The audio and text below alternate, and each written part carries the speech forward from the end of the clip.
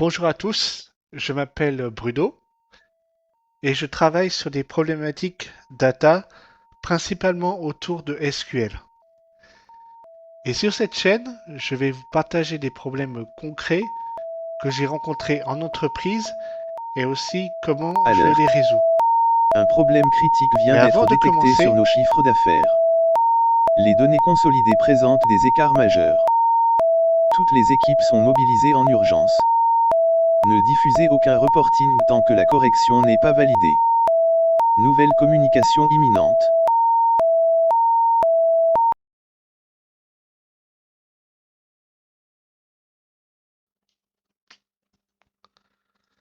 d'accord, donc ici on a un problème de production. Hmm. Problème de tableau KPI, de chiffre d'affaires qui sont différents.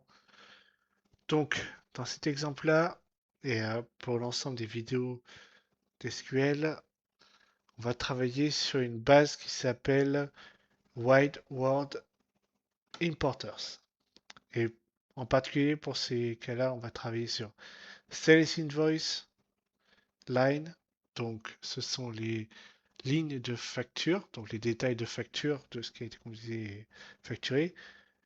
Un groupement plus global Invoice, donc facture. Et les détails de commande client, donc order lines, et les clients, les commandes de clients. Donc on travaille sur ces quatre tables-là. Je vous fais un screenshot. Voici toutes les tables en question. Plein de nuls, les champs, invoice. Je vous laisserai rentrer dans les détails et analyser les scripts nous-mêmes. Mais on a besoin d'intervenir parce que la prod, c'est chaud. D'accord, donc actuellement on a des problèmes en production. Donc on passe d'un problème à résoudre. Donc première chose à faire, c'est qu'on va comparer, comme ils ont remonté qu'il y a des retards, ce qu'on a entre les commandes en montant et les factures. Donc select, on peut directement aller chercher dans cette table-là, order lines ici. Hop.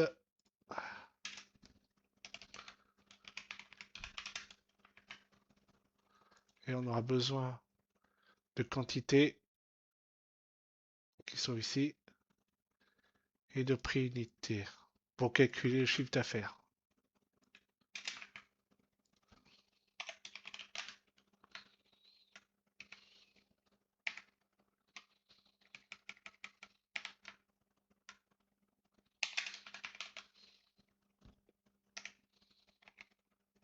Mais il faut aussi le comparer. Donc, celui-là, c'est order revenu. Et on doit aussi le comparer par rapport à ce qui nous sont remontés côté invoice. Donc côté invoice, on peut aller chercher les données. Donc ici, ce serait extended price de cette table-là.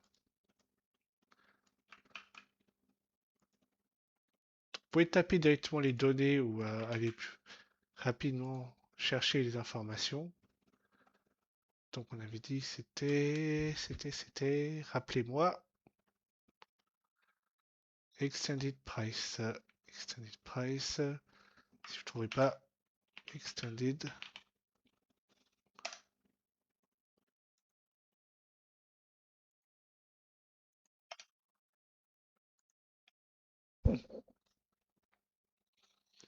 Pas dans cette table-là. Si c'était dans cette table-là qu'on retrouvait les montants. Oui, c'est ici. Extended price qui se trouve ici. Comme quoi, on a toujours des surprises, même mon âge. Je suis pas si vieux que ça, rassurez-vous. Voice line.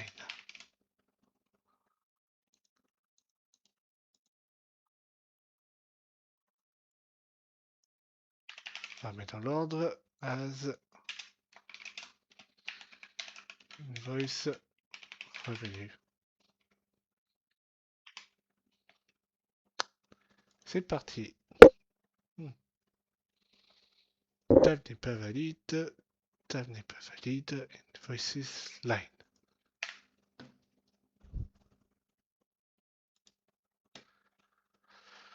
D'accord. Alors ici, on a un écart. On voit 1, 7, 7, 6 et l'autre, on voit 1, 9, 8, 0 entre orders et invoice. D'accord. Donc, on a les commandes et les factures qui ne sont pas du tout au même montant. Ok. Peut-être que le lien entre les deux est cassé. Donc, il faudrait voir au niveau des entre order et invoice s'il n'y a pas des choses qui ont cassé entre eux parce que les choses ne sont pas identiques. Donc, ma première hypothèse, donc c'est important de toujours poser des hypothèses, c'est orders et invoice ne sont pas ISO. Donc, on peut aller chercher contrainte, clé étrangère. Donc, on peut trouver les clés étrangères entre invoice et orders. Je ferai une autre vidéo pour expliquer comment on traite ces clés étrangères-là, mais vous avez toujours le lien, par exemple ici. Vous voyez que invoice, ça va se lier à la table orders, ici. Donc, on va faire la jointure directement. Alors, on a vu qu'il y a des écarts ici, donc on va faire un petit select. Count all as order without invoice, ce qui est notre premier cas à traiter.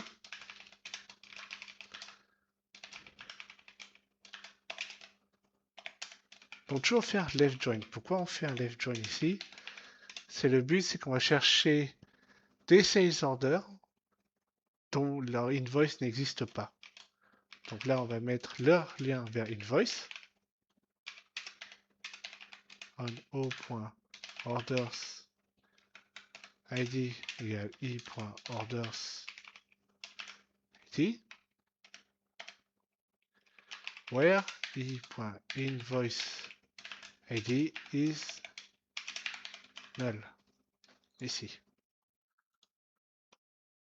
Ok, donc ici on se trouve avec 3800, 3085 décidément. C'est pas l'excès d'alcool, c'est la soirée. 3085 commandes n'auraient pas ou n'ont pas encore de facture. Comme quoi, on peut toujours commander sur Amazon ou sur d'autres outils et ne pas avoir à payer. Donc ça peut expliquer le premier écart. Un deuxième écart qu'on peut expliquer, ce serait peut-être que la date d'achat n'est pas encore arrivée en fait. Les factures ne sont pas encore arrivées. Donc on peut faire par exemple select o.order id o.order date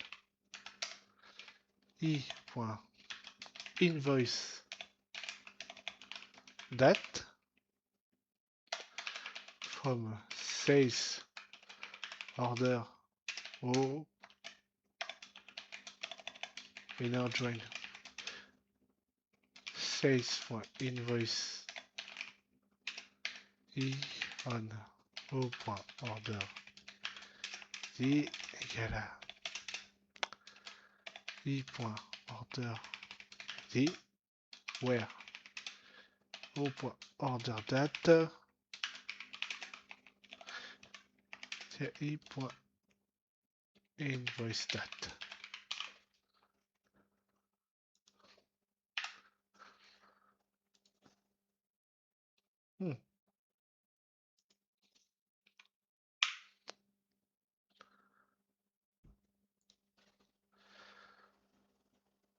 de voix. Donc on a quand même beaucoup de factures, près de 4473 commandes, dont la facture et l'arrivée et la facture et la commande ont eu lieu le lendemain. Ce qui pourrait expliquer les écarts vu qu'on est à date fixe. Donc on aurait un certain décalage temporel entre les factures. Et nos deux systèmes entre facture et commande ne seraient pas complètement synchronisés donc. Mais on a besoin de voir un troisième détail. C'est les factures. Donc, notre technique. Si vous voulez pas trop vous casser la tête. Invoice, underlines. Construire des tables. Si on a besoin de chercher. Et on a besoin invoice line en dernier.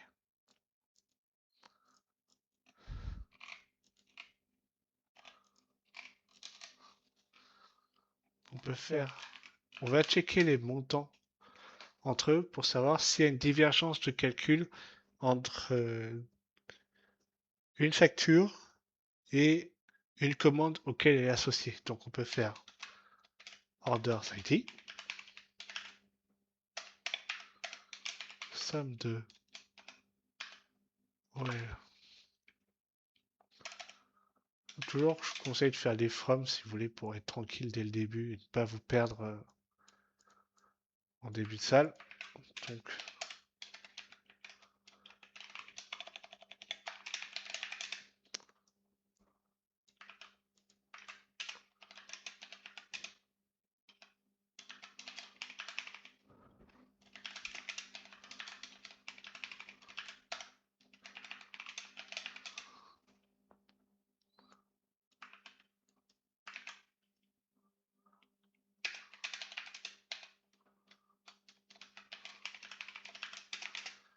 quand on est concentré. Hein.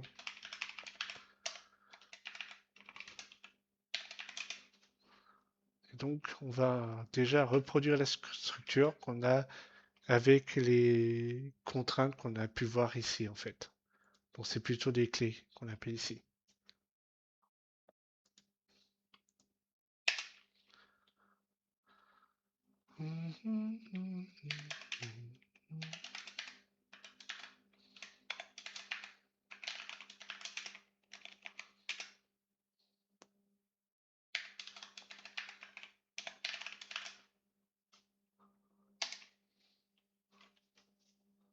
On va chercher la somme de la quantité. Quantité.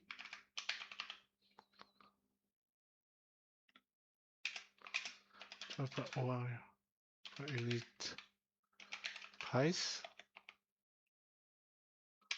as order total. Ouh.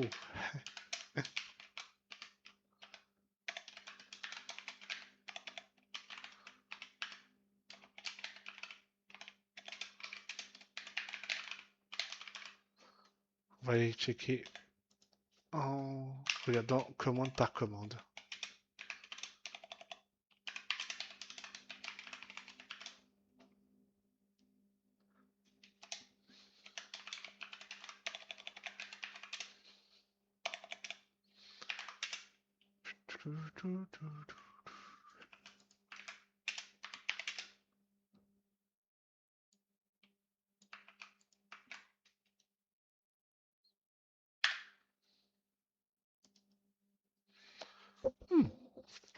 Ça veut dire que même avec des commandes, avec du mode commande bien défini, on peut se retrouver avec des montants de commandes et des montants d'invoice différents.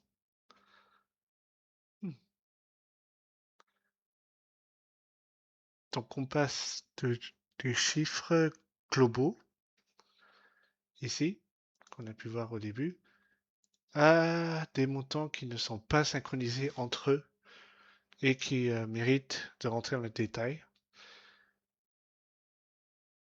Donc on peut voir ici près de 70 500 lignes qui ont le même ID de ordre, ici, et la facture qui est associée, mais qui sont différents.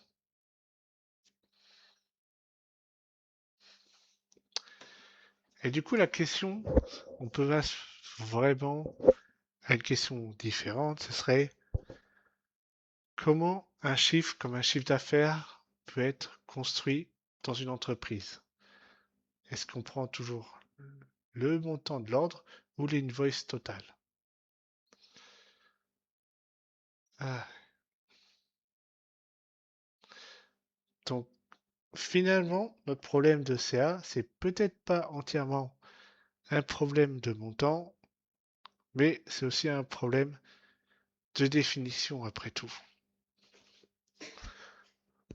Et c'est important finalement, comme vous pouvez voir ici, d'échanger avec des business pour expliquer, comprendre, analyser les calculs.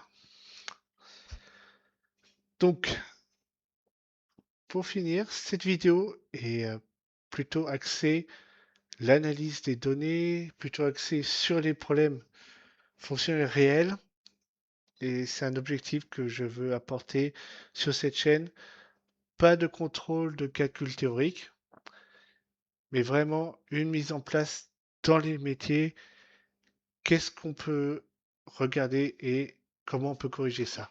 Donc dans ce cas-là, dans le cas actuel, c'est vraiment ne pas hésiter à rentrer dans les données en elles-mêmes et échanger avec les autres équipes, parce que vous n'êtes pas seul. Je vous remercie de m'avoir écouté. N'hésitez pas à vous abonner et j'espère que ce contenu, ce format vous plaira et je vous souhaite à la prochaine.